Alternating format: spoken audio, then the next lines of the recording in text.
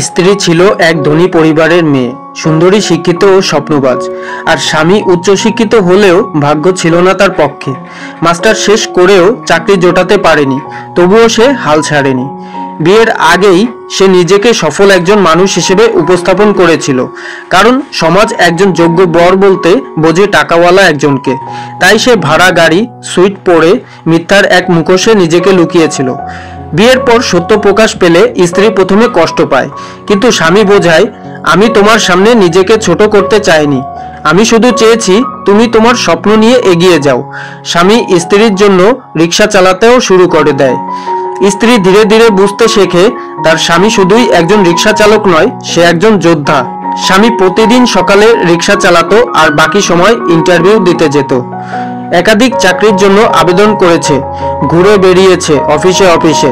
এমনকি স্ত্রী একদিন তাকে 20 লাখ টাকা দেয় নিজের ব্যবসা শুরু করার জন্য। স্বামী সেই টাকা দিয়ে এক ছোট ব্যবসা শুরু করতে যাচ্ছিল। ঠিক এমন সময় দুর্ভাগ্যক্রমে রাস্তায় ছিনতাই হয়ে যায় তার সেই সব টাকা। এই খবর পেয়ে স্ত্রী ভীষণ রেগে যায়, ভাবে হয়তো সে টাকা নষ্ট করে ফেলেছে বা লুকিয়ে রেখেছে। শুরু হয় দূরত্ব, ভুল বোঝাবুঝি, কিন্তু স্বামী নীরব থাকে, কারণ সে চায়নি তার ব্যর্থতা স্ত্রীর হাসি মুখ মুছে দিক। তবুও সে থেমে থাকে না।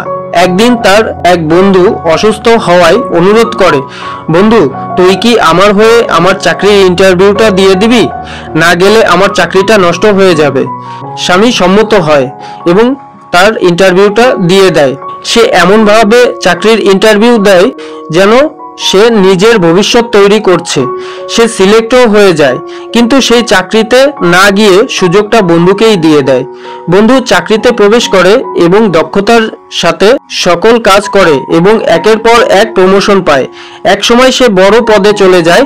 তখন সেই বন্ধুই একদিন ফোন করে বলে, এবার তুই আমার পাশে থাকবি, তুই আমার পাশে দাঁড়াইছস, এখন আমি তোর পাশে দাঁড়াবো।